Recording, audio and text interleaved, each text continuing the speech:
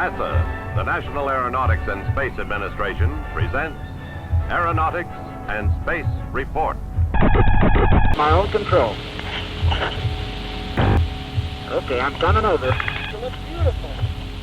I feel like $1 million. I'm coming back. For decades, NASA has downplayed and dismissed countless UFO sightings and reports of alien encounters. But cracks are appearing in their wall of secrecy. We're about to expose shocking, undeniable evidence that stretches the boundaries of what we think is possible. These aren't blurry photos or questionable eyewitness accounts.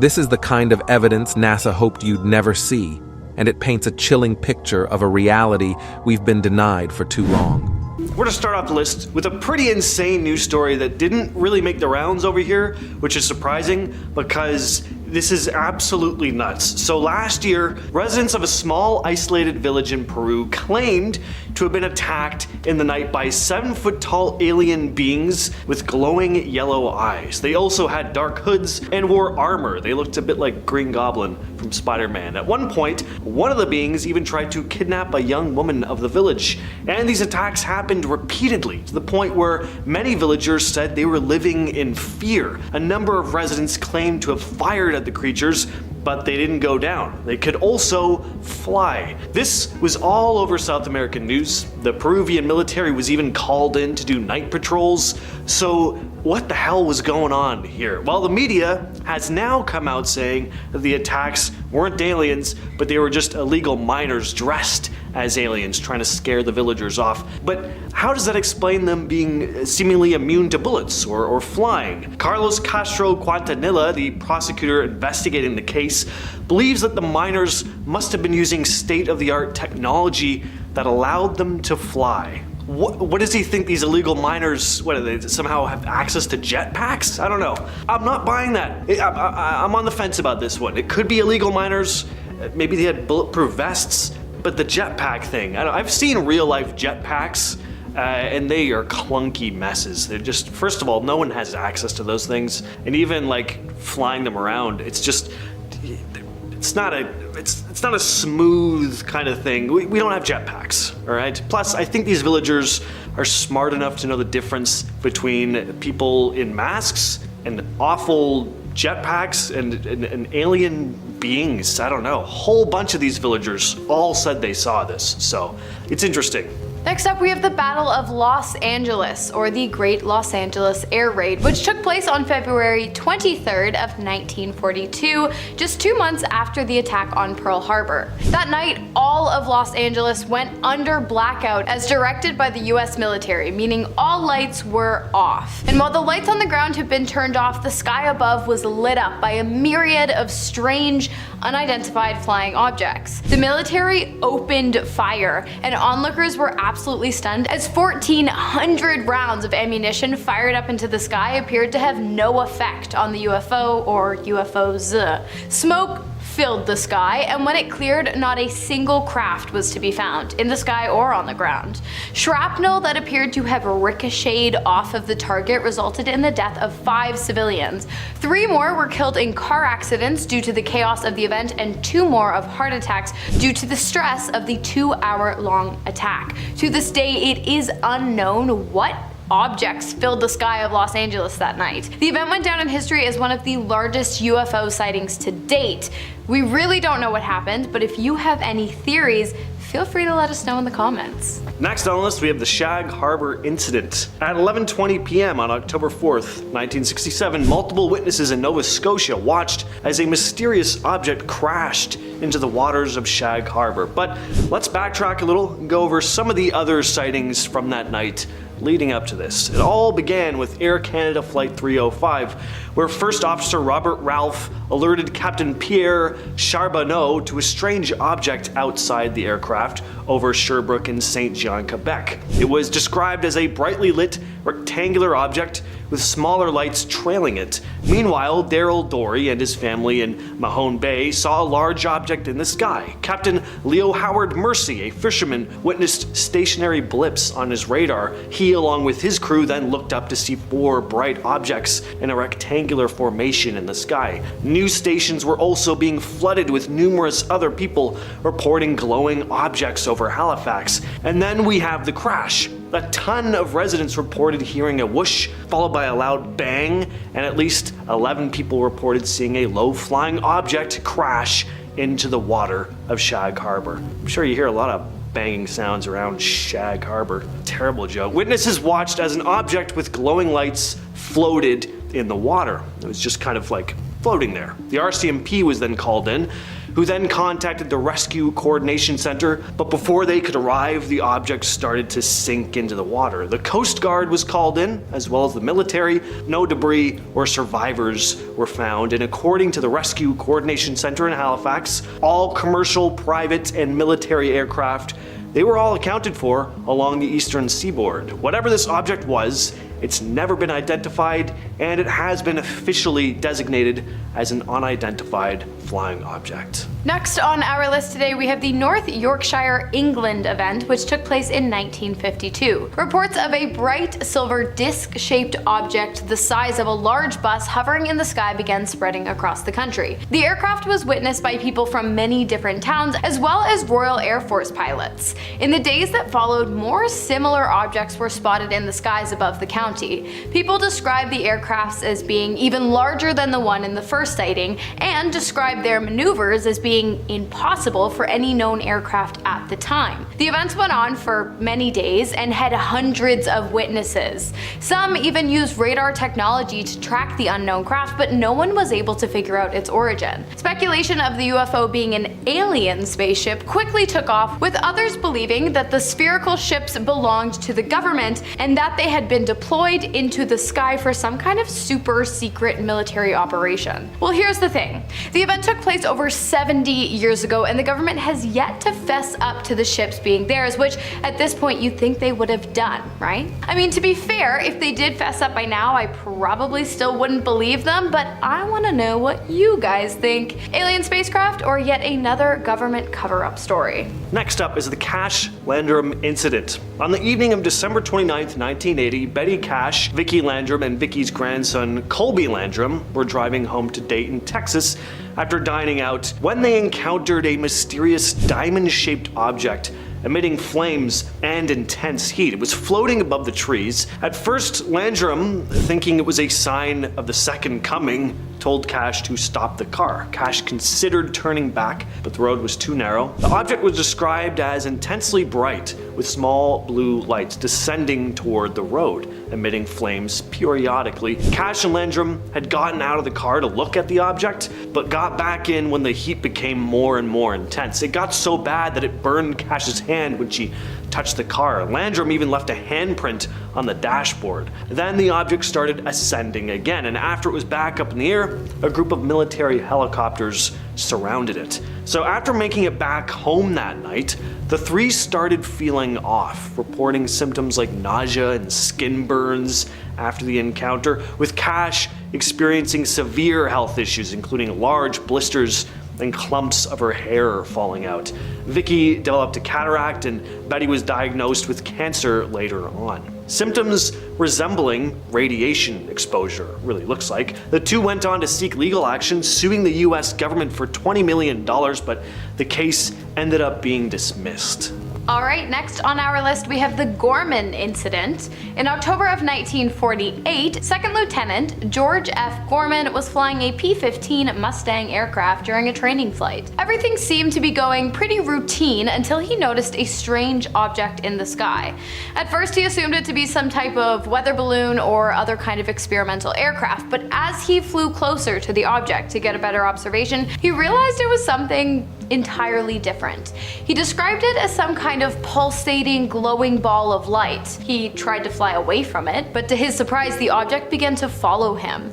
Gorman tried to outmaneuver the unidentifiable flying object, but he was unsuccessful. He claimed that it appeared as though the UFO could anticipate his moves before they even happened. After a while, Gorman began to get seriously freaked out, and in a final attempt to lose this strange glowing ball, he decided the best plan of action was a nosedive. He dove the plane directly towards the ground, and after a 27-minute chase, he was able to lose the object. He leveled out his plane and lived to tell the tale. But no one, including Gorman, knows exactly what was seen in the sky that day. But what's even crazier is that after the incident, his plane tested positive for radioactivity. No one knows why. That's so wild. Next on the list is the Alderney UFO sighting. On April 23, 2007, pilot Ray Boyer and his passengers observed a strange light while flying near Alderney. At first he thought it was reflected light, but soon realized that it was an object, estimating its size to be about a mile wide. He described it as bright yellow gold with black bands on the side. He also spotted a second object, similar but further away. Boyer reported the sighting to authorities, labeling it a near miss. Now, despite his report, the British Ministry of Defense didn't carry out an investigation, stating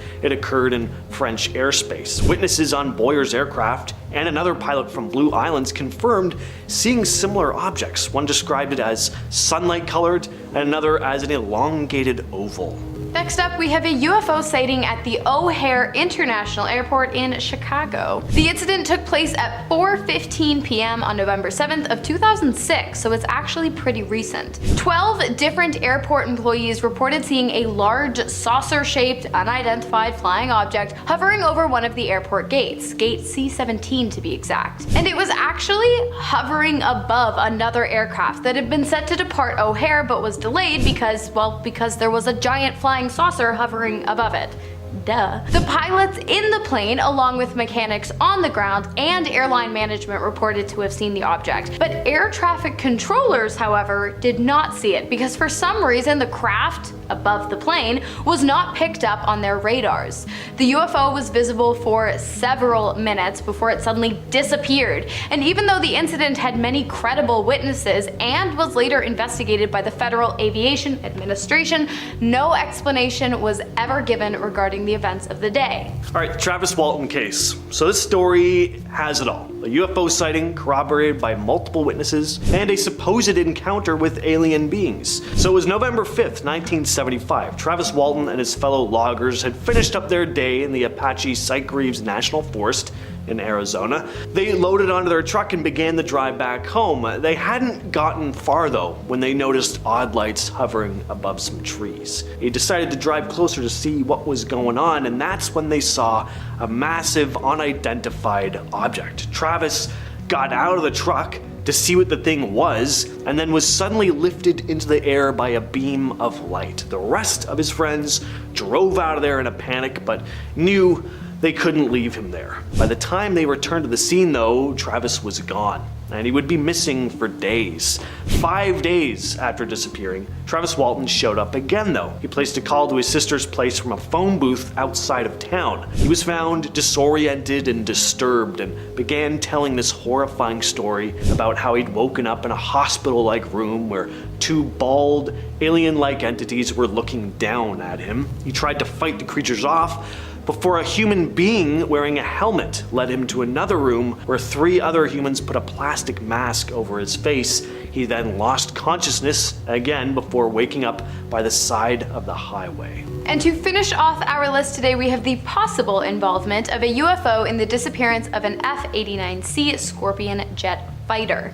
The aircraft had been used in a training mission over Lake Superior in Michigan in 1953. It had left from the Kincheol Air Force Base, I apologize if I'm saying that wrong, with 2 incredibly experienced pilots at its controls. As it tends to, everything was going smoothly until it wasn't. All of a sudden, the plane had disappeared from the tracking radars on the ground, and it was replaced by something else, an object that was moving around erratically and rapidly. Ground operators were unable to identify what it might be, but knew that it couldn't possibly be the missing aircraft due to its movements. Eventually, that object also vanished from the radar. An investigation was conducted on the disappearance of the jet fighter as well as the pilots on board, as well as the origin of the second radar detection.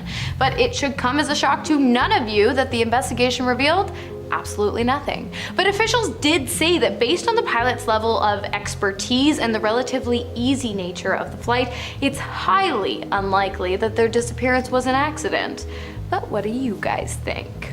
Alright, have you guys ever encountered an alien before? Yeah, I feel like I've seen a UFO before. Oh, really? Yeah, I'll like stake my career on that. Oh, damn, you should put that on the list. Yeah. You know what? Part 2. Ask for part 2. Yeah. We'll get our alien stories. Yeah. Alright, we will catch you in the next one then, guys. I'm James, I'm Hannah. and we'll catch you in the next one. That's us. We have exoplanets. One of the first things spoken about in the 12-minute long anonymous video is that around 25 years ago, we didn't know that planets existed outside of our solar system. While that seems hard to believe, that is actually basically true, keeping in mind that this video was released in 2017. The first exoplanets, which are what planets outside of our solar system are called, were discovered in 1992, which is super recently. The video then goes on to explain that today we have found over 3,400 exoplanets that orbit other suns. This may seem redundant or unimportant, but this is a really important part of our search for alien life. With the vastness of space, there are so many places that need to be searched, so we have to find some place to start, and these planets are the perfect place. It is entirely possible that alien life may thrive off of entirely different things than life as we know it. The things we need to survive might be detrimental to alien life, but how are we supposed to know that when we don't know any aliens? This is why we started our search by looking for places with conditions similar to Earth, which we now call habitable planets. Part of a habitable planet's requirements is that they are orbiting a star, but that they aren't too close or too far from it like we are with the sun. So what the video is trying to get across is that while 25 years ago we didn't know any, we now know of thousands of planets that might be holding some kind of alien life. While we haven't found the proof yet, we at least have a pretty stellar starting point. In our number 9 spot today we have Dr. Brian O'Leary. One thing Anonymous mentioned in the video was an apparent quote from Dr. Brian O'Leary, who's a former NASA astronaut and Princeton physics professor. The video stated that he said that there is abundant evidence that we are being contacted, that civilizations have been monitoring us for a very long time, and that their appearance is bizarre from any type of traditional materialistic Western point of view, and that these visitors use the technologies of consciousness, they use droids, they use co-rotating magnetic disks for their propulsion systems, which seems to be a common denominator of the UFO phenomenon. I obviously have no idea how I could possibly substantiate these claims, but they certainly are interesting regardless of what you personally believe. This could of course just be nonsense in order to stir up the masses, but it could also be someone who's finally telling us the truth, but we're all just too skeptical at this point to believe it. Let me know down below in the comments what you think of what Dr. O'Leary said. Do you think it's a hunk of baloney, or do you think that he just might be telling the truth? In our number 8 spot today we have the FBI documents. Around the halfway mark, the person in the anonymous video begins to discuss some sort of FBI documents that are apparently unclassified just sitting there on the website. The video claims that the documents suggest that we've not only been visited by aliens from space, but also beings from other dimensions. The video does explain that the document didn't originate from within the FBI, but rather from a university department head, but that the FBI treated the document with the utmost importance, which is certainly interesting. It's also very important to note, however, that this document was sent in 1947. I'm not sure if that makes the claims more or less likely or credible, but the timing of it definitely seems important, at least to me. While this is one of those things that you have to draw your own conclusions from, in the video it is mentioned that while we are arguing whether or not supposed UFO or alien sightings have really taken place here on Earth or in space, there are real instances of extraterrestrial beings visiting us, but we're just too focused on the debate to open our eyes and see for ourselves. In our number 7 spot today we have Esoteric Matters. After the discussion of the FBI documents, there is a claim that these beings that have apparently been visiting us are coming not from a planet as we think of it, but rather some sort of etheric planet that interpenetrates with our own, but that we are unable to perceive. Apparently, if you're a student of Esoteric Matters, these concepts will make a lot more sense to you, or so this anonymous video claims. Apparently, these alien beings are able to make a conscious decision to enter our plane, and in that same respect, they're also to make a decision to disappear from our view. Apparently, they're visiting us as they are thinking about settling here on our plane, and that they are coming here peacefully. During these visits, they are also said to have technology that would destroy any sort of attack made on them, so it is advised surprised that if they do make themselves visible to us, we do not attack or make them feel threatened. I'm not so sure about this one, but at the end of the day, I am certainly no student of esoteric matters, so maybe it's just something that my brain cannot comprehend with the knowledge I currently have. In our number 6 spot today, we have this UFO footage. This UFO footage is coming from another anonymous video which claims that real UFO footage is always censored and that this video has been previously censored, but they were here to expose the truth. It is unclear where this UFO video was taken, and at the end of the day, I'm no expert in debunking these things, so it's tough to say whether or not it's real, but let's all just take a look and you can judge for yourselves.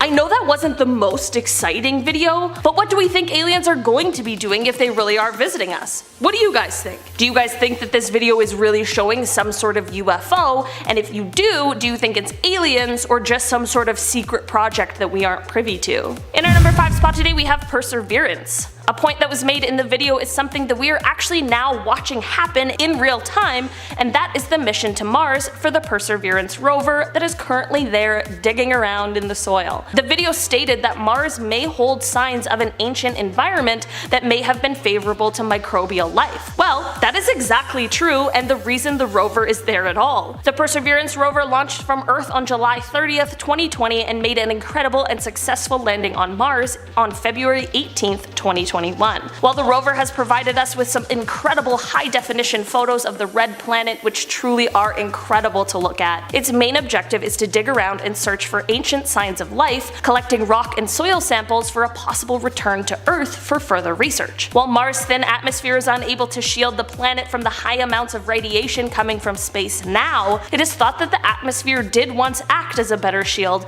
and that the environment of Mars may have once been a great host for life, which is exactly why this mission is so important. While when the anonymous video was first released, we were still a ways away from the Perseverance mission taking place, it's really cool to see how it has come to fruition, and it's exciting to see the new photos and discoveries that are made each day. In our number 4 spot today, we have UFO footage part 2. We have to include just one more video of what is claimed to be proof of aliens visiting us on Earth before we get back into the more science-y top 3 points. This is another video that was uploaded by a member of Anonymous, and it comes from 2017. The video features a dark sky, but it shows what looks like some sort of aircraft with a few flashing lights, and it seems like it is able to basically just hover there. Not long after the video starts, another mysterious UFO seemingly joins the first one, and the two are just seen floating there.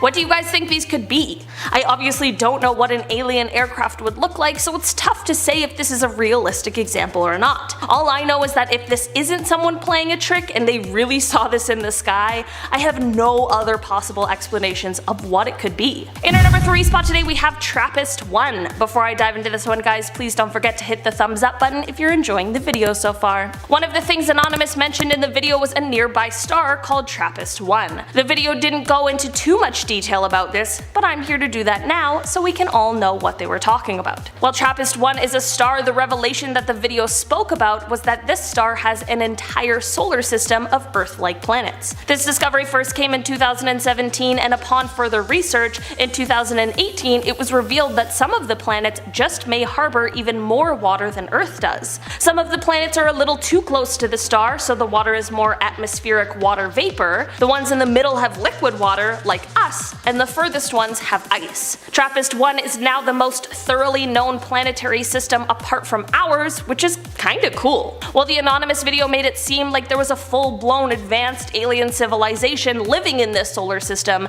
there still might be potential for some form of microbial life that we just haven't quite found yet. And that is very cool. In our number 2 spot today we have Enceladus. If you had heard of Enceladus before the anonymous video, there's a good chance you knew it as basically an icy snowball floating around in space, or perhaps you simply knew it as a small moon of Saturn with a diameter of 502 kilometers. But as it turns out, this small moon might hold some pretty amazing potential. It was discovered that this moon has hydrothermal processes going on underneath its crust. To us non-scientists, that means next to nothing, but what if I said that means that it just might have all of the requirements for life, and that it is becoming a greater possibility that we might find microbial life there. Basically, this moon has an icy shell for a surface and then a rocky interior, but between those two layers is a warm ocean, and this ocean is where scientists think the life is most likely to be. This discovery came almost accidentally when the Cassini orbiter arrived to Saturn in 2005, and it found water plumes shooting out of the cracks in the surface of the moon, which made scientists realize that it just may be geologically active. Through more research and by flying the orbiter through the water, by the time 2015 rolled around, scientists knew that it was holding all of the keys to life. While this little moon was never the original focus of research, it quickly took over with its incredibly exciting potential. In our number 1 spot today we have Europa. We've got another moon to talk about that was mentioned in the video that also just might be holding the keys to us finding alien life, but this time we're taking it over to Jupiter and its icy moon Europa. Europa has been a point of interest for a while after NASA's Galileo Jupiter probe in the 1990s revealed an unusually warm spot in Europa's cold surface. In March of 2014, the Hubble telescope detected what scientists thought might be a plume of water vapor, but the caution turned to cautious excitement and optimism in February of 2016 when the telescope caught another, much larger plume in the same spot. This has led to the creation of the Europa Clipper mission. While this mission doesn't yet have a set date, it will see an orbiter flying to Europa to fly through these plumes in an attempt to see what they are made out of, similar to the one we just talked about, to see if it really is holding the key to life, or maybe even life itself. One of the scientists on the Clipper mission, Robert Pappalardo, explained that if there is life on Europa, it almost certainly was completely independent from the origin of life on Earth. That would mean the origin of life must be pretty easy throughout the galaxy and beyond. With Dulce Base, some whistleblowers have claimed that Dulce Base, a supposed underground facility in New Mexico, is involved in genetic experiments, including the creation of human-alien hybrids. The origin of the Dulce Base conspiracy theory began back in the 80s when UFO researcher Paul Benowitz claimed he had intercepted electronic communications between alien beings and the US government. Benewitz's reports included mention of this base. One of the most prominent claims associated with Dulce Base involves the creation of human-alien hybrids. Some conspiracy theorists suggest that extraterrestrial beings collaborate with the government at Dulce Base to conduct genetic experiments, resulting in the development of hybrids that possess a combo of human and alien traits. These hybrids are often portrayed as part of a secret agenda aimed at enhancing human capabilities and serving other unknown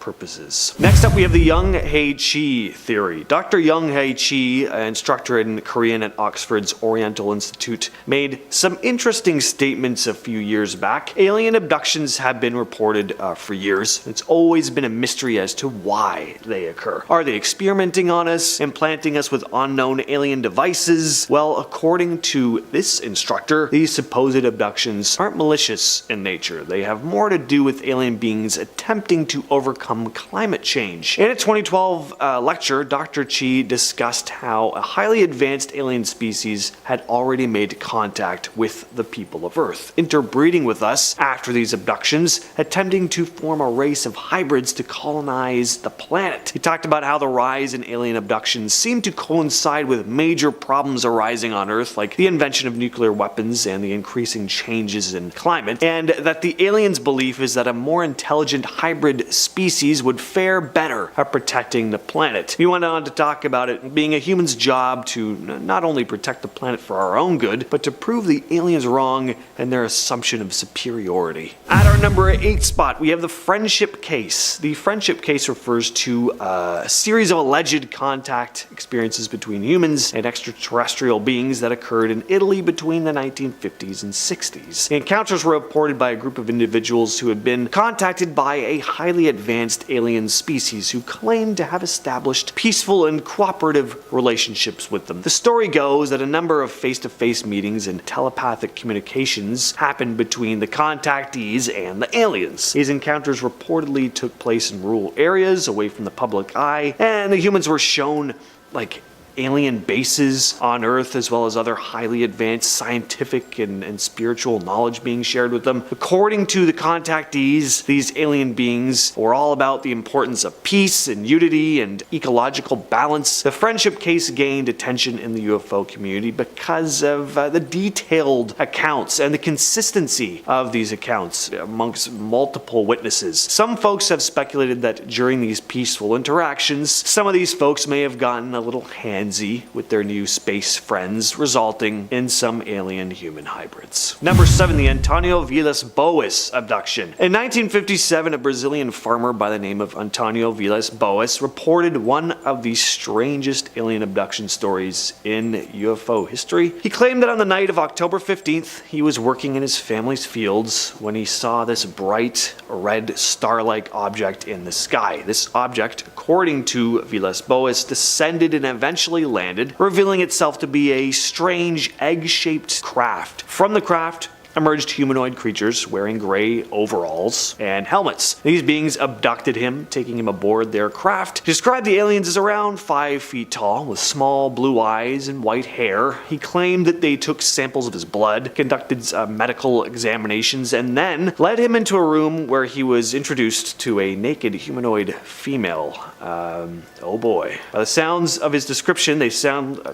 like attractive aliens too. Round, small, beady eyes, white hair. I mean, come on. According to Antonio, though, this one actually was pretty attractive, and apparently they proceeded to have a bizarre encounter. Afterwards, he was released, and the craft ascended back into the sky, leaving him alone and confused in the field. They didn't even buy him a drink. He later reported the incident to his family, who would have loved to have been a fly on the wall for that awkward conversation. I would not tell my family about that. That is something I would maybe tell a couple friends about, but not my mom and dad. Eventually, the story reached the Brazilian military and local authorities, and his account drew a lot of attention from the media and UFO researchers. There are some terrifying alien abduction stories. Take Travis Walton's, for example, where he was experimented on his crazy ways. Gotta say, though, as creepy as this would have been, not the worst thing that could happen. At least, I don't know, at least for me, alright?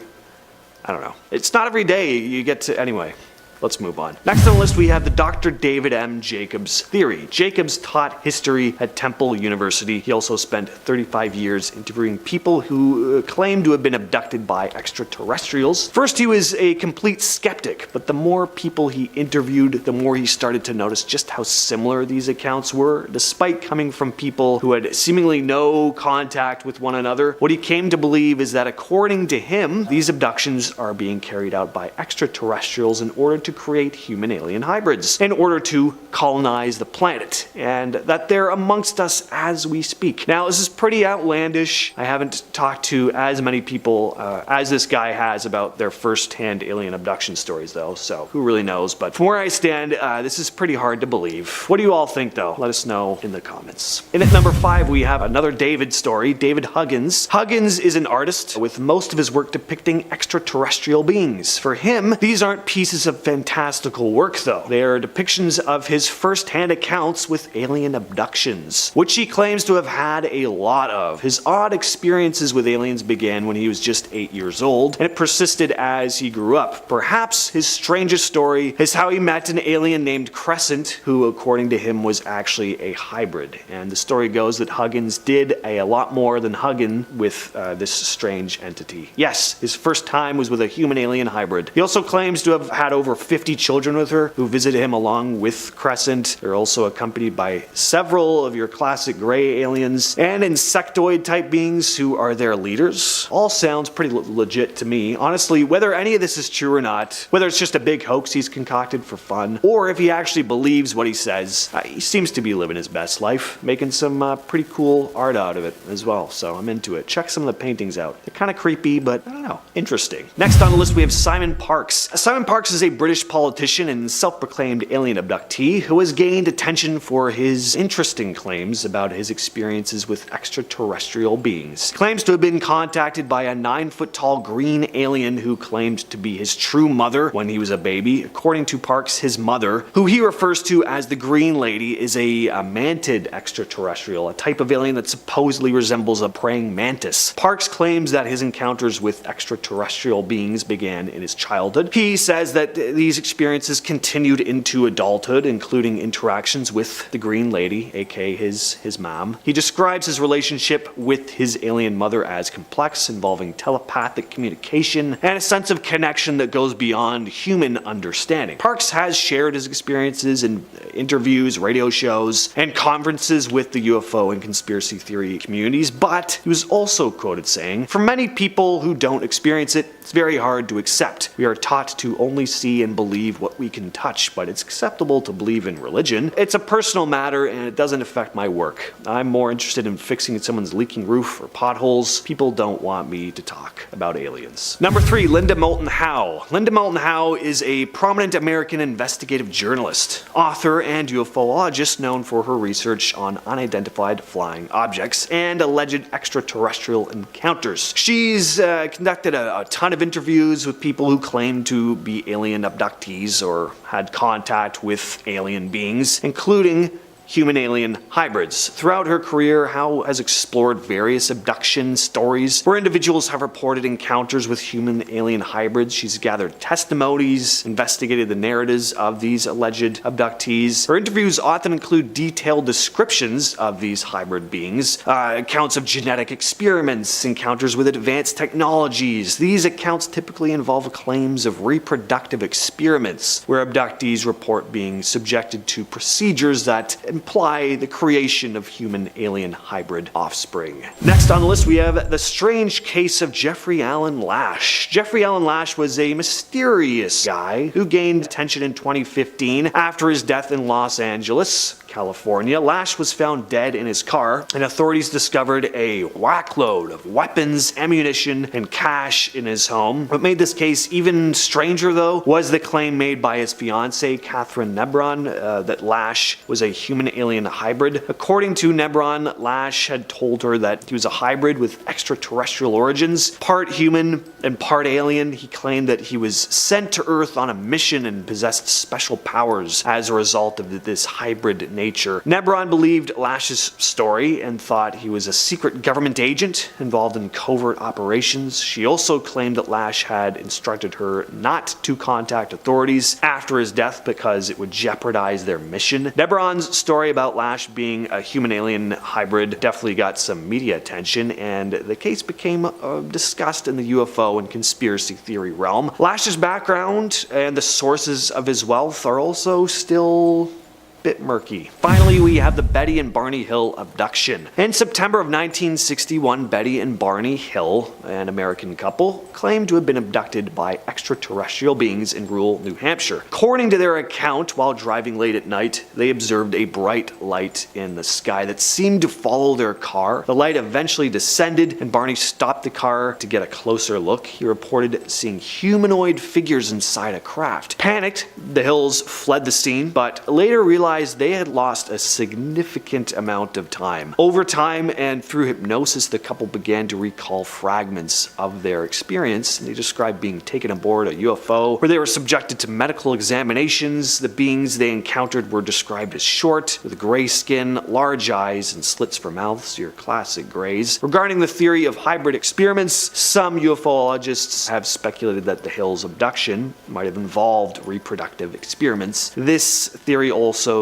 suggests that the aliens might have conducted genetic hybridization experiments on the couple, resulting in the possible creation of human-alien hybrids. Anyway, this case became one of the first widely publicized alien abduction stories in the United States, and it's definitely one of the biggest and well-known ones. We have organic material. In an anonymous video, there was a point that was made about something that we are actually now watching happen in real time, and that is the mission to Mars for the Perseverance rover that is currently there there digging around in the soil. The video stated that Mars may hold signs of an ancient environment that may have been favorable to microbial life. Well, that is exactly true, and the reason the rover is there at all. While Mars' thin atmosphere is unable to shield that planet from the high amounts of radiation coming from space now, it is thought that the atmosphere did once act as a better shield, and that the environment of Mars may have once been a great host for life, which is exactly why this mission is so important. This is all interesting because when this anonymous video was first released, it was still years away from the Perseverance mission actually taking place. But now, just a few months ago in September of 2022, there was a huge announcement made in this search for alien life. Recently, the rover has been searching at the site of an ancient river delta, trying to find any clues that might give us insight into the past lives of the planet,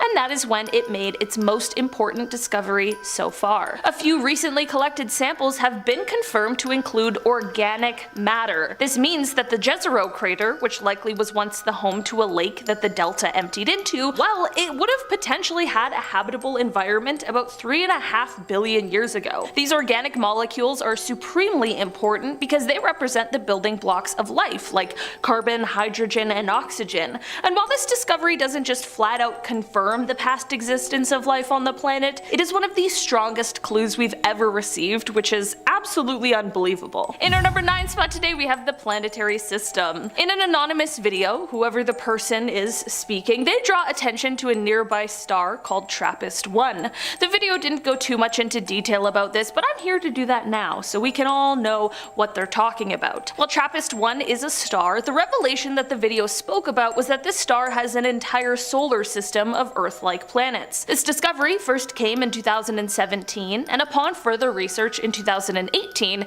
it was revealed that some of the planets just may harbor even more water than Earth does. Some of the planets are a little too close to the star, so the water is more atmospheric water vapor. The ones in the middle have liquid water like us, and the furthest ones have ice. TRAPPIST-1 is now the most thoroughly known planetary system apart from ours, which is kinda cool. While the anonymous video made it seem like there was a full-blown advanced alien civilization living in this solar system, there still might be potential for some form of microbial life that we just haven't quite found yet, and that is very cool. You know, we gotta start somewhere. Microbial life first, little green dudes next. In our number 8 spot today, we have cyanobacteria. For around 2 decades, Dr. Richard Hoover has been studying meteorites that were found in Antarctica, and in 2011 he claimed that he and his team had found evidence of ancient bacteria from colonies that thrived on comets, moons, and other planets. The astrobiologist said that they were able to make this discovery through the use of the most advanced microscanning technology in the entire world. Dr. Hoover sliced open these meteorites and discovered what they call the remains of cyanobacteria,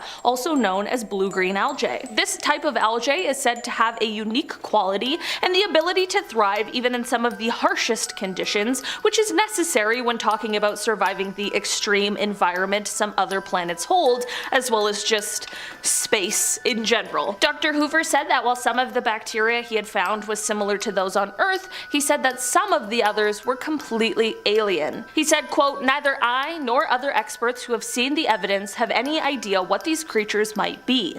I believe these findings indicate that life is not restricted to Earth, but is broadly distributed even outside our solar system." In our number 7 spot today, we have the FBI documents. One self-proclaimed member of Anonymous took to the internet to discuss some important FBI documents that are apparently unclassified, just sitting there on the website waiting for people to take a look at their contents. The video claims that the document suggests that we've not only been visited by aliens from space, but also beings from other dimensions. The video does explain that the document didn't originate from within the FBI and rather from a university head, but that the FBI treated the document with the utmost importance, which is certainly interesting. It is also very important to note, however, that this document was sent in 1947. Not sure if that makes the claims more or less likely or credible, but the timing of it definitely seems important, at least to me. While this is one of the things that you have to draw your own conclusions from, in the video it is mentioned that while we are arguing whether or not supposed UFO or alien sightings have really taken place here on Earth or in space, there are real instances of extraterrestrial beings visiting us, but we're just too focused on the debate to open our eyes and see for ourselves. In our number 6 spot today, we have the light shifts. In the latter half of 2015, a Penn State astronomer named Jason Wright explained that there were pretty erratic and spontaneous shifts in the light that was coming from a newly discovered star. The star sits about 1,280 light years away from us on Earth, and these shifts were very similar to as if something was passing in front of our view of the star briefly before passing through. Scientists weren't able to connect this to any exoplanets or anything like that, which we could understand, and this is what led Jason to quite an interesting theory. He stated that it is possible that the shifts are caused by massive objects passing in front of the star in a kind of orbit, like an array of massive satellites or a similar kind of structure, like the type of thing that could be produced by an intelligent and civilized life form. Again, like many things, it's just a theory, but a very compelling one at that. In our number 5 spot today, we have the 2023 sighting. The sign of alien life is in the form of a video, and this video was taken very recently on January 22nd this year, 2023. The video was posted to Reddit by a user called MaxKeller96, and with the video they gave some context. Quote, "My sister, dad, and I were out hiking near Picket Post when one of us noticed something glimmering near the mountain, so we stopped to look at it. All I could really make out is that it was a small bright dot in the sky. After a good 15 seconds of staring at it just silently hanging in the air trying to figure out WTF it was, I started recording. Sorry it's shaky AF, I could barely see my phone screen and was trying to get a good look at it with my own eyes. It then dropped 2 flare looking things, though my sister swears she counted at least 3, and then it instantly sped off, heading southish. Up until that point I thought it might have been a helicopter or a drone, as there's a lot of military Air Force base stuff out here, but there is no effing way anything can accelerate that fast. We all lost sight of it nearly instantly after the video cuts, and we were all properly freaked the F out about it. I've replayed the video probably 100 times and tried showing it to everyone I know, and no one had any idea what it could be other than a super high-end drone. If you think you know, please let me know." After watching the video also probably 100 times, I can definitely say that I had no idea what they saw that day, because I also really don't think it's a drone. Also, I just have to say that this video even gathered people together on Reddit. And that's no easy feat. Redditors are ruthless and often very skeptical, and still people are pretty on board and confused over what this could have been. In our number 4 spot today, we have the etheric planet. There is a claim that not only have we been visited by some sort of extraterrestrial beings, but that these beings that have apparently been visiting us are coming not from a planet as we think of it, but rather some sort of etheric planet that interpenetrates with our own, but we're just unable to perceive. Apparently, if you're a student of esoteric matters, these concepts will make a lot more sense to you, or so this anonymous video claims. These alien beings are apparently able to make a conscious decision to enter our plane, and in that same respect they are able to make a decision to disappear from our view. They are visiting us as they are thinking about settling here on our plane, and that they are coming here peacefully. During these visits they are also said to have technology that would destroy any sort of attack made on them,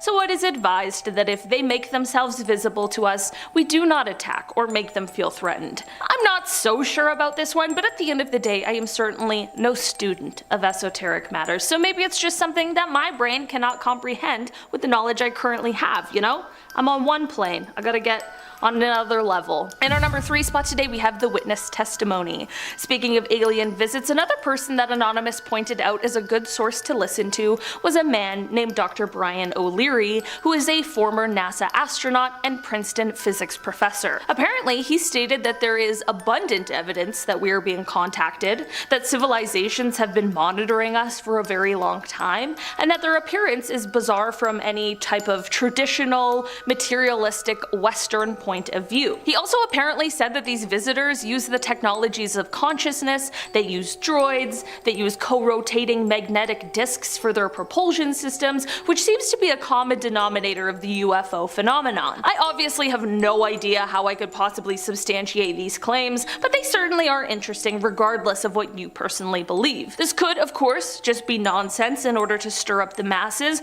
but it could also be someone who's finally telling us all the truth, but maybe maybe we're just a little too skeptical to listen. In our number 2 spot today, we have Enceladus. This small moon is often referenced when people begin to discuss the possibilities of alien life, and for fair reason. It was discovered that this moon has hydrothermal processes going on underneath its crust. To us non-scientists, that means next to nothing, but what if I said that that means that it just might have all of the requirements for life, and that it is becoming a greater possibility that we might actually find microbial life there. Basically, this moon has an icy shell for a surface and then a rocky interior, but between these two layers is a warm ocean, and this ocean is where scientists think life is most likely to be. This discovery came almost accidentally when the Cassini orbiter arrived to Saturn in 2005, and it found water plumes shooting out of the cracks in the surface of the moon, which made scientists realize that it just may be geologically active. Through more research, and by flying the orbiter through the water, by the time 2015 rolled around, scientists knew that it was holding all of the keys to life. While this moon was never the original focus of research, it quickly took over with its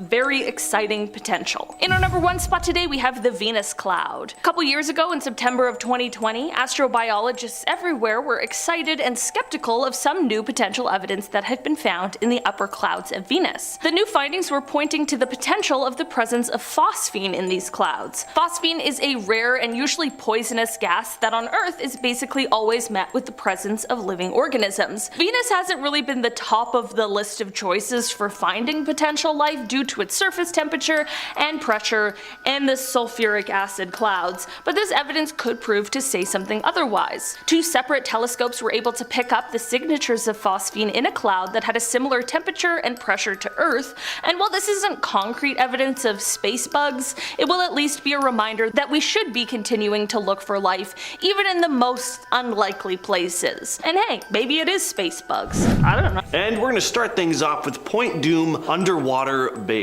So off the coast of Point Dume in Malibu, there seems to be this mysterious structure lying about 6 miles underwater. Images captured on Google Earth show an oval-shaped object resting on the seabed floor. Looks like it has a large flat top and what seems to be pillars or columns. Looking at it, it definitely looks like the entrance to something. It sits about 2,000 feet beneath the ocean surface, spanning nearly 3 miles in width, and some speculate that it could be more than just a naturally formed structure, and yes, some even think it could be an underwater alien base. Jimmy Church, who hosts a California-based radio show called Fade to Black, was pretty excited about the images, stating, "My first impression was that it was Greek. It looked artificial and didn't look natural. When you're looking at it from above, it's a nearly perfect oval shape. In the natural surroundings, nothing is symmetrical. Everything is eroded and covered in rocks and sloping and peaking, and right here for 2 miles, it is a perfect oval with a black separation or outline to it. It just stands out that it has to be some type of roof. It's not unlike a dome stadium or a covered indoor racetrack or an Olympic arena. It's got that feel to it. It looks like a perfect oval man-made structure sitting on a construction site." Next up, we have the Solomon Islands UFOs. There have been some very strange things said to go on here for hundreds and hundreds of years, and not only have locals claimed to see strange lights in the sky, but also coming up from under the water as well, which has led to a pretty intense theory that there could be an underwater alien base there. There have always been local legends of monstrous giants on the islands, 10-foot tall, hairy creatures with flat noses and glowing red eyes. That, combined with the reports of strange lights in the sky, moving with incredible speed and agility, could mean there may be some kind of connection here. You see, some of these lights and strange flying objects have been seen descending down into the trees of the Guadalcanal or rising up from the ocean and zipping around before diving back down. There are also legends that these giants that are said to live on the island move around through subterranean tunnels. So some speculate that beneath the surface of the ocean is this hidden structure where extraterrestrial beings may be conducting their activities. Next up, we have Hy-Brasil, a small mythological island off the coast of Ireland. According to Celtic folklore, this island is said to lie off the west coast of the country, appearing only every 7 years, usually surrounded by mist. The island is often described as a paradise with advanced technology and a society living in total harmony with nature. Sailors and explorers have reported spotting the island for centuries, claiming to have seen strange creatures and these glowing god-like beings there. Maps from the 14th to the 19th centuries often included Hy-Brasil, but its exact location was always a bit of a mystery. Now, of course, it sounds like complete folklore, which Celtic culture is absolutely full of, but what if there's something else going on here? Well, some have suggested that the island's appearing and disappearing could have an extraterrestrial connection. The idea is that aliens could be using advanced cloaking technology or have a hidden base on or beneath the island, and the mysterious creatures that some sailors claimed to have seen on the island do sound like they could be alien-like, but it's still a total mystery as to what they'd be doing over there. Next up on the list, we have strange skulls that were found in an underwater cave in Mexico. So in 2012, divers were exploring a cenote in the Yucatan Peninsula where they came across 2 chambers full of human bones, and some of these bones were human skulls, but there was something off about them. They were elongated. Now, the ancient Maya were said to have performed human sacrifices in the area, and skull deformation was also practiced in various parts of Mexico way back when. There are theories as to why, but nothing entirely concrete. One idea is that high-ranking members of society had elongated skulls. Some say that people's skulls were elongated just to differentiate certain groups from one another, but there's also the theory that these skulls never belonged to human beings at all. Pretty common knowledge, of course, that there are tons of conspiracy theories surrounding the ancient Maya, including the presence of extraterrestrials that may have helped them construct all their intricate advanced cities. So could these skulls have belonged to these supposed alien beings? It's possible. Next up, we have the Lake Baikal incident. So this lake in southern Siberia is the world's largest freshwater lake by volume. It's incredibly deep, and there are some pretty eerie stories about it. First of all, there's all the mysterious lights that are reported, not just hovering or flying above it, but also coming from the depths of the water. And there's a very creepy story that was supposedly an attempted cover-up by the Russian government. So in 1982, a team of Navy divers were doing a routine diving exercise in the lake when a number of them started spotting something pretty disturbing. There were all these figures deep under the water. They were tall and slender, well over 6 feet tall, and wearing what looked to be silver suits. Those suits could have also been silvery scales. They also had large, circular, glowing, unblinking eyes. The creatures began chasing after the divers, or swimming after them, rather, and the divers panicked and then swam back up to the surface, and they reported what they'd seen to their superiors, but that's where the story ends. The existence of the strange creatures has never been confirmed or denied. Next up, we have underwater alien bases in Alaska. So claims of alleged alien bases lurking beneath the waters off the coast of Alaska have been around for quite a while, but in recent years, the idea of them has become more of a popular thing, mostly thanks to Ancient Aliens. Thank you, Ancient Aliens. But apparently, there are even eyewitness accounts dating back several decades, which have been mostly undisclosed until recently. UFOologists and UFO enthusiasts have now been turning their attention to the mysterious activities in the waters of Alaska. One incident dates back to 1945, when crew members of a ship reported spotting an unidentified craft. Researchers, including members of MUFON, or the Mutual UFO Network, which is a non-profit organization that studies reported UFO sightings, they think it's possible that extraterrestrial beings have been constructing bases beneath the ocean's surface, and that's because there are tons of reports of UFO movements over the water. There were also a number of UFO sightings in the 40s that weren't disclosed to the public at the time. These undisclosed reports allegedly provide evidence that there are extraterrestrial entities operating in the waters off the coast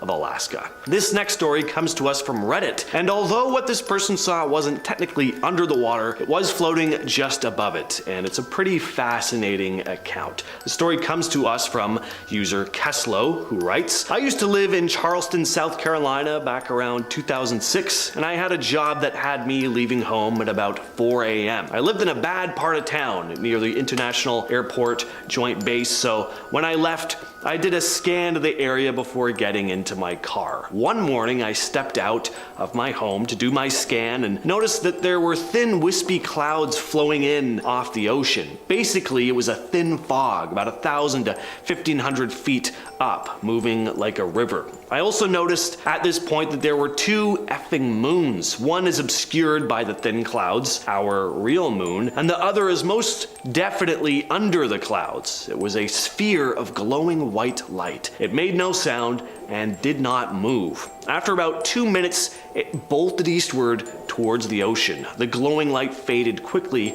right as it took off as well. I've seen planes move near the speed of sound, and this thing went from 0 to like 3,000 miles per hour instantly. No acceleration. Much faster than the speed of sound with no sonic boom. I hope I don't see it again, especially on the water. I always wondered if it bolted because they saw me watching them. Next up, we have the strange reports of a large disc-like object being spotted in the Indian Ocean. Apparently, as far back as 1873, ships sailing the Indian Ocean from the Persian Gulf to the South China Sea have reported spotting a massive mile-wide disc passing beneath their boats, accompanied by large, rotating lights. One of the earliest documented sightings happened on March 23rd of 1873, when the ship Adelaide traversed the South China Sea. Witnesses reported floating over a huge, glowing circular object beneath the ocean's surface. On May 15th, 1879, the crew of the HMS Vulture described the sighting of two large Ferris wheels spinning in opposite directions. The spokes of these wheels were reported to be 25 feet wide, with 100 feet of space between them. There have been tons of these reports in various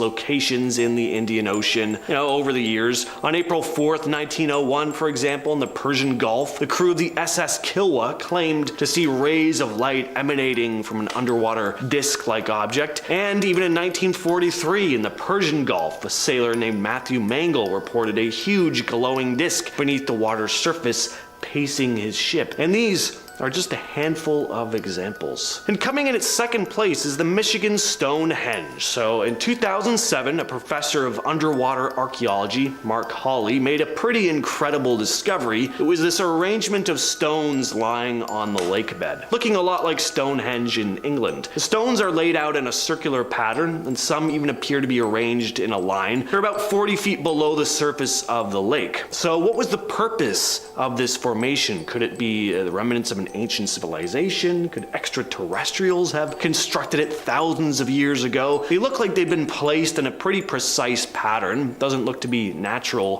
forming to me. And of course, there's also a rock with a mastodon carved into it. Hard to believe something like that would be created naturally. What's also really fascinating is that these stones are believed to be about 9,000 years old, predating Stonehenge by about 4,000 years. And finally, it's only natural that we finish things off with what has to be the most famous strange object discovered deep beneath the sea, the Baltic Sea anomaly. So back in the summer of 2011, a team of Swedish treasure hunters didn't come across any treasure in terms of monetary gain anyway, but they did find something pretty cool, a sonar image that seems to show a strange UFO-like object on the sea floor. Peter Lindbergh, the leader of the treasure hunting team, would be so awesome just to be able to say you're the leader of a treasure hunting team. I could say that and I'd just be digging through my backyard, finding nothing. But this guy actually goes out on boats and submarines and does it. How did he get that job? Anyway, he's the leader of Ocean X and was pretty astonished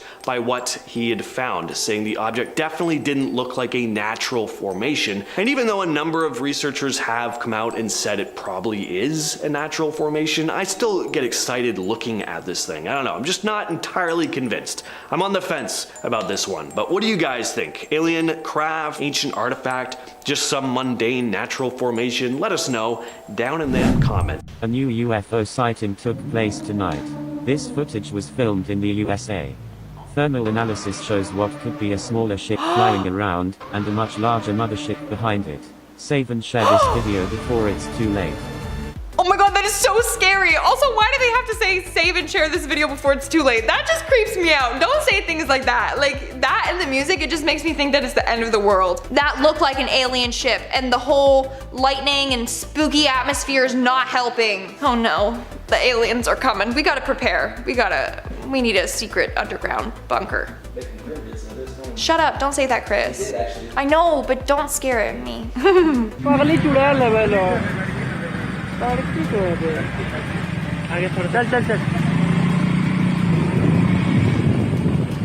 A 30-second video from Charleston is going viral all over the internet. In the video, a strange, eerie-looking human figure can be seen strolling down the road. The video was apparently recorded on the Chadwa Dam Bridge in the Hazaribagh district by some bikers.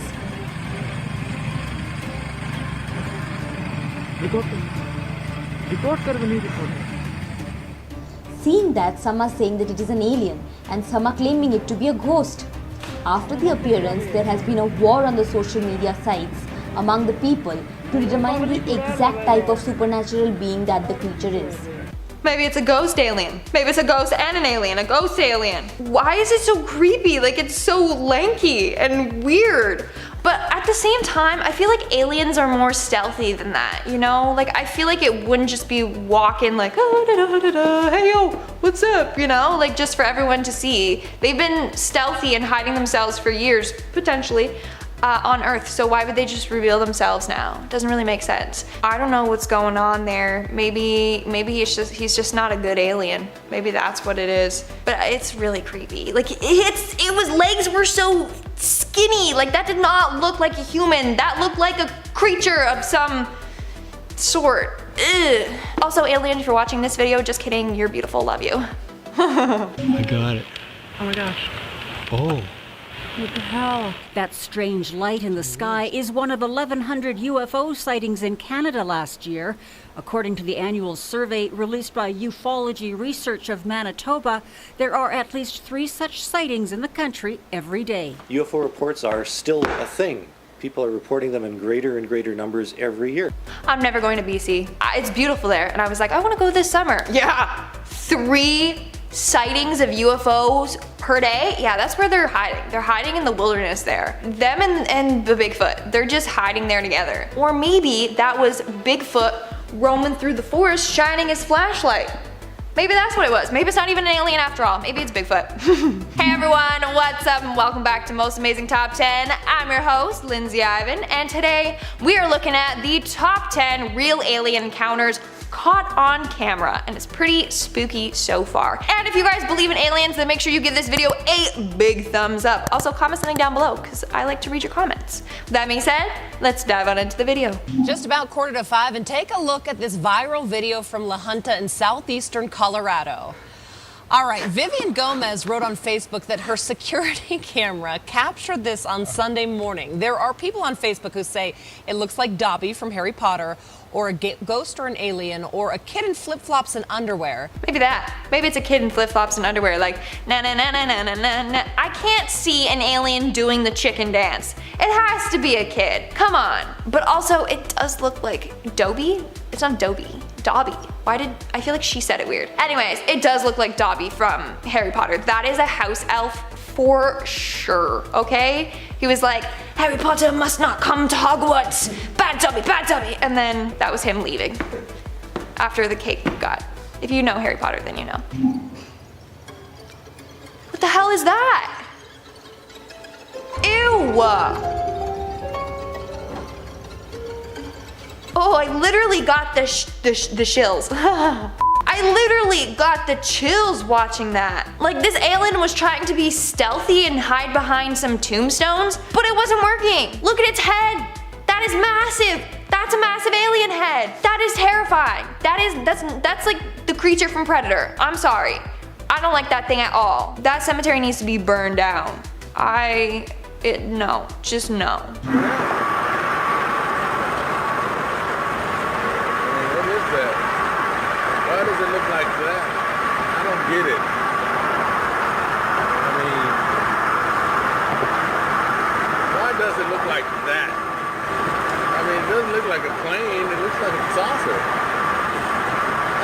get it. Can someone help me figure this one out?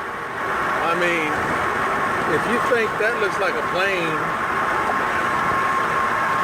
I just don't get it. I'm looking at it carefully, and of course, you know, I'm driving in the middle of traffic. I'm trying to get as close as I can to it, and I just cannot figure out what the hell I'm looking at. That is for sure a UFO. Like, that literally looks like a spacecraft. Either that, or it's Ron and Harry going to Hogwarts in their flying car. That's also what it looks like. Man, we got the freaking house elf, and now we got, like, this is just confirmation that Hogwarts is real. Hogwarts is real, man. Yo, wizard Harry. Yo, wizard Lindsay. I wish I was. Cadabra. Lindsay Porter.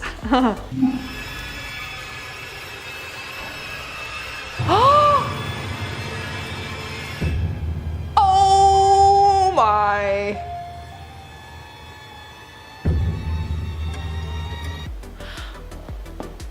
That is an alien. That's an alien. Either that or someone is really good at special effects and has a really expensive alien costume. Because it doesn't really make sense to me. Wouldn't an alien like be like, oh snap, there's a human, or something, and make them forget? You know, like the Men in Black, how they have the little flashy light. I feel like an alien just like points at you and then you forget that you saw an alien. Wouldn't you think, like, this is just too casual, him just, oh hey, what's up? Yeah, you can videotape me. Make sure you get this angle. Yeah, I'll just do my slow model walk. You know, like, it doesn't make sense to me. Also, this alien looks like the one from Scooby-Doo. It's with the green humanoid head. It's Scooby-Doo. Anyway. Cal, this video from one of our viewers, Mash Hatai. He said he woke up at about 2:30 this morning, get a drink of water, and this is what he saw in the sky. Certainly caught his eye. He took the video from Kaka'ako and thinks the lights were over Central or West Oahu, hard to tell from his vantage point. As you can see, the two bright lights, and then slowly a third light appears. Hatai believes he saw about 8 to 10 of the lights total. What the hell? Guys, aliens might be real, and it's scary to say that out loud. How else do you explain this? Like, also let me know in the comments below if you've ever had a creepy alien encounter, because now I want to know. Let me know in the comments below. Something is in the sky. What is that? This video was taken by Misitina Sape at 8:26 Tuesday night near Haleakala Avenue in Nanakuli. Not long after, a woman named Mariah spotted the same thing passing over Princess Kahanu Estates. I don't know what it looked like. And then I was like, oh, started calling my husband in because it was all in the garage. I was like, hey, look up there. Let's see what I see. They all said, yeah. The 38-year-old says she's never really been a believer in UFOs, but the bright blue object had them so intrigued they jumped in the car and started following it. I don't know what it was. This one was going so fast. The journey ended less than 3 miles from where it began, on Farrington Highway in front of the Board of Water Supply building, after the object appeared to drop into the ocean. Oh my god, do the aliens live in the ocean? Like, was it just returning home? Maybe that's why we haven't found them, because they store their spacecraft underwater in the depths in Mariana's Trench. Love that band. But like, in the depths down there, that's where the aliens are hiding, where we can't go. Wow. Maybe that's where they are. Also, they are brave for following this. They're like, yeah, let's just get in the car and follow this potential UFO that could kill us. Yeah, let's just do it. Typical Tuesday. Now it is darkened outside. Temperatures are sitting at 61 in Buffalo. We have a northerly wind at 7. Good sleeping weather tonight, folks. What was that? Did anybody see that thing go past? Did we just see a shooting star? Good sleeping weather tonight, folks. What was that? Did anybody see that thing? Nothing impressive compared to the other ones. That was probably just a shooting star. This guy was just trying to hype it up. He's like, how can I make the news more interesting? Whoa, did everyone see that? No, that wasn't a piece of my dandruff flying by the screen. It was actually UFO. So, I'm famous now. I caught it on camera. The Pentagon has confirmed a strange and unexpected sight captured by Navy personnel off the coast of California. The video shows flying pyramid-shaped objects hovering above the USS Russell and another warship. It was leaked by filmmaker Jeremy Corbell. He's also shared 3 images from the USS Omaha showing an unknown spherical craft. The Pentagon has confirmed its unidentified aerial phenomena task force what a task force that is examining the footage. That guy got really into the story. I think he believes in aliens. He's like, spherical crafts, yeah, aliens. That's literally what he sounded like. The Pentagon revealed that like it was a UFO. But UFO is technically unidentified flying object. So it doesn't mean that it's an ET, it just means that they don't know what the hell it was, which makes me feel better. So maybe it's not aliens, maybe it's just like a drone. I don't know. I'm scared. Navy pilots say they saw something that defies the limits of known aviation technology. They've been popping up around our national security facilities and baffling veteran military personnel. There's a whole fleet of them. Look on the ASA. And civilians, including commercial airline pilots, are also seeing it. We just had something go right over the top of us. Here's a rendering of what an American Airlines pilot reported. I hate to say this, looked like a long cylindrical object. It almost looked like a cruise missile type of thing moving really fast that went right over the top. Okay, that scares me for a number of reasons. Number one, they said that there was a whole bunch of them flying in the sky. Hello? Are aliens trying to invade Earth now? Like, why can't we just live side by side in peace? Like, what happened to we come in peace? Like, come on, be a good alien. Number two, what if it's like another country spy? Like, I read about this. It could be another country spying on us through these craft type things. I don't know, either way it's spooky and I'm scared. An unidentified aerial phenomena dropped down on the Florida coast. First thing in the morning we drove to the beach to find it. This is what we saw when we got there. We tried to get closer but the officers on the beach saw us. When we got home this man was at our house. For days we have seen suspicious vehicles in front of our place. If anyone knows what we should do, please let us know. You need to move, that's what you should do. A UFO literally crashed down on the beach by your house. That's time to pack up and leave, okay? And literally they're describing like the Men in Black coming there and like, oh, so you see anything suspicious lately? Any ETs, UFOs? Let me know. That is scary, seriously. Pack up and get the heck out of there. Again, wait, hold up. I think I just put two and two together. I think I just solved this whole alien thing. Again, it crashed down by water. What if this UFO was trying to enter the water? Like I said before, aliens actually live deep down below in the ocean. Again, this kind of proves it. So, just saying. Just saying. If you guys thought that this video was fire, then you have to check out this video next. It's part 1 of our series and it's absolute fire. Make sure to check out the video that started this series. Click the video now.